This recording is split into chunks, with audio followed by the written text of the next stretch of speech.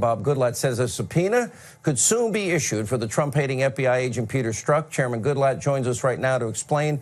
Mr. Chairman, to me, there are more questions than there are answers, number one. And number two, in spite of Strzok's lawyer saying, oh, yeah, we're going to willingly come before the committee, I don't believe that for 10 seconds. Let's see it before I'll believe it. Are you asking me that? Yes, sir. Well, because absolutely he's got to appear before the committee. We believe we have an agreement for him to appear next week. It's important that he appear for an interview, and then we'll have a public hearing after that. And we are prepared to issue a subpoena for anything that's necessary to do. But if he appears voluntarily, we're good. But if he reneges, he'll see a subpoena immediately.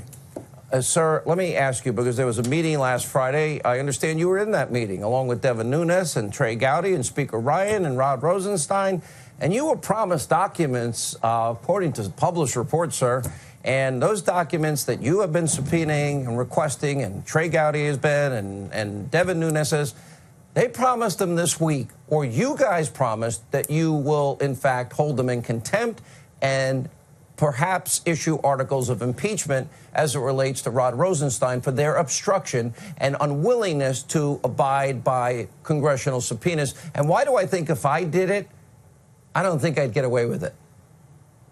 I don't think anybody should get away with it. I also believe that we have, thanks to John Losh, the U.S. attorney from Chicago, we have a much better situation. We have now access to over 1 million documents in a room at the Department of Justice that we can see unredacted, and then we can point to individual documents and demand that they be produced. But there are other things in that subpoena where we specifically asked for. Some have been complied with, some not. And the Speaker made it very clear that if they didn't produce them this week, that they would face the resolution which has already been introduced. All right.